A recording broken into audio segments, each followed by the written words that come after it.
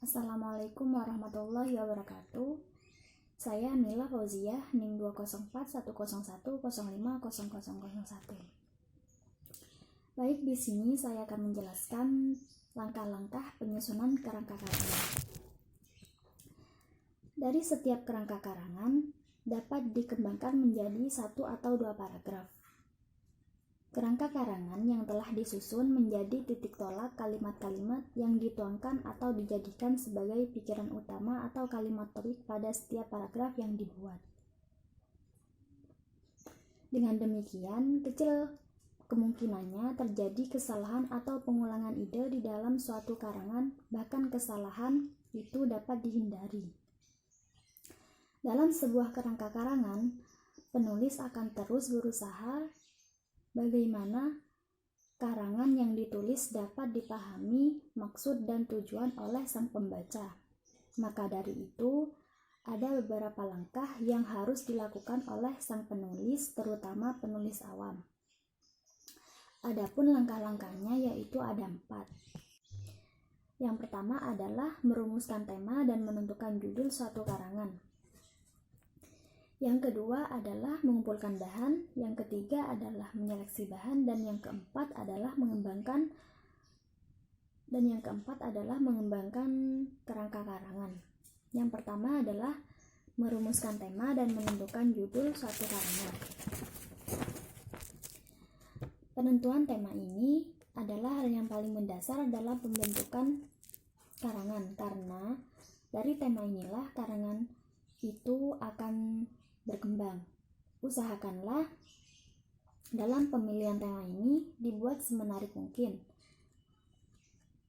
agar pembaca tertarik membacanya. Setelah tema dipaskan, dan usahakan judul juga dibuat menarik. Dan yang kedua adalah mengumpulkan bahan. Setelah mendapat tema, yang harus kita lakukan adalah mengumpulkan bahan pendukung yang berupa topik-topik yang berhubungan dengan tema untuk dikembangkan menjadi sebuah paragraf. Topik-topik tersebut antara lain pengertian, tujuan, jenis, contoh, dan lain-lain. Petunjuk-petunjuknya yaitu mencatat hal penting, membaca sebagai kebutuhan, dan memperbanyak diskusi. Yang ketiga adalah menyeleksi bahan. Hindari membahas topik yang tidak penting pada kerangka tersebut.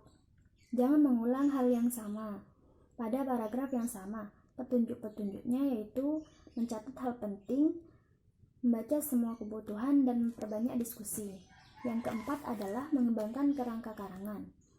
Jika sudah mendapatkan tema, judul, topik, lalu buatlah karangan yang utuh dengan cara mengembangkan kerangka karangan yang telah dibuat. Perluas topik-topik yang telah ditemukan pada kerangka dan usahakan jangan membahas topik yang tidak ada di dalam kerangka karangan.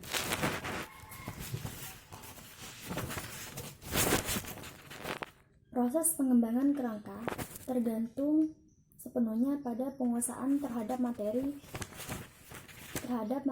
yang hendak kita tulis. Jika benar-benar memahami materi dengan baik, permasalahan dapat dengan kreatif mengalir dan nyata. Terbukti pula kekuatan bahan materi yang kita kumpulkan dalam menyediakan wawasan.